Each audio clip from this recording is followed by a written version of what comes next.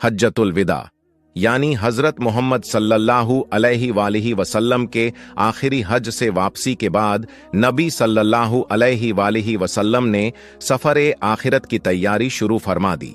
आप लगातार तस्बीह, तौबा और इस्तिगफार में मशगूल रहने लगे।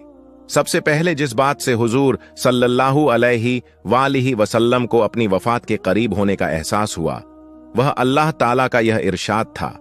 आयत मुबारक का तर्जुमा कुछ इस तरह है कि जब अल्लाह की नुसरत और फतह आ जाए और आप देखें कि लोग झुंड दर झुंड अल्लाह के दीन में दाखिल हो रहे हैं, तो अपने रब की हम्द के साथ तस्बीह कीजिए और उससे मगफिरत तलब कीजिए। बेशक वह बहुत तौबा कबूल करने वाला है। यानी जब वह फतह और नुसरत हासिल हो जाए जिसका अल्लाह ताला ने वादा फरमाया था, जब हक़ को बातिल पर साफ फतह हासिल हो और लोग फौज दर फौज इस्लाम में दाखिल होने लगें, तो समझ लीजिए कि दीन ए हक़ का त्यौहार का रोज था। उसी हालत में आप सल्लल्लाहु अलैहि वसल्लम बारी बारी अजवाज़े मुतहरात के यहाँ तशरीफा ले जाते रहे। जब मर्ज में शिद्दत हुई तो अजवाज से इजाजत लेकर हजरत आयशा रजियल्लाहु अन्हा के घर तशरीफा ले आए। सोमवार के रोज हजरत आयशा रजियल्लाहु अन्हा के हुजरे में मुंतकिल हुए और अगले सोमवार को हजरत आयशा ही के हुजरे में वफात पा गए। 13 या 14 दिन आप सल्लल्लाहु अलैहि वसल्लम बीमार रहे, जिनमें से आखिरी हफ्ते की तैमरदारी आयशा सिद्दीक़ा रजियल्लाहु अन्हा के हिस्से में आई।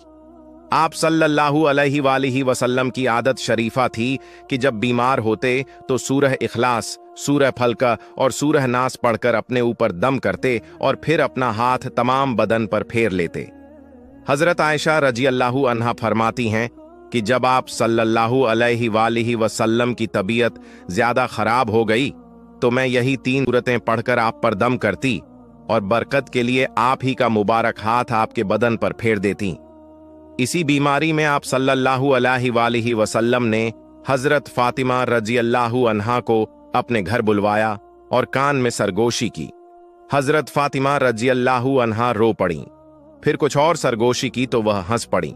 हजरत आयशा सिद्दीक़ा रजियल्लाहु अन्हा कहती हैं कि हमने आप सल्लल्लाहु अलैहि वसल्लम की वफात के बाद हजरत फातिमा रजियल्लाहु अन्हा से इसका कारण पूछा तो उन्होंने फरमाया, और आप सल्लल्लाहु अलैहि वसल्लम ने मुझसे फरमाया कि जिब्राइल मुझसे हर साल रमजान में कुरान का 1 मर्तबा खत्म किया करते थे, लेकिन इस साल 2 मर्तबा खत्म किया।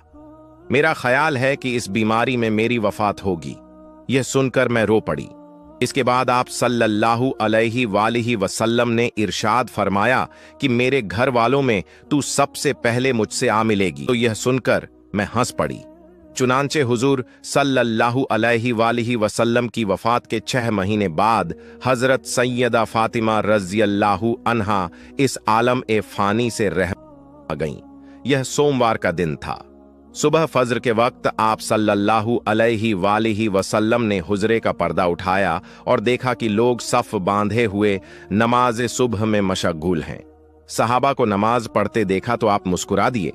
आपके चेहरा ए मुबारक पर इतनी रोशनी और नूर था कि लगता था जैसे कुरान पाक के सफ़े जैसा चमकता चेहरा हो।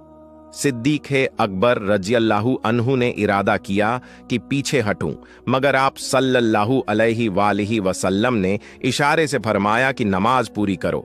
नातवानी की वजह से आप सल्लल्लाहु अलैहि वसल्लम ज्यादा खड़े न हो सके।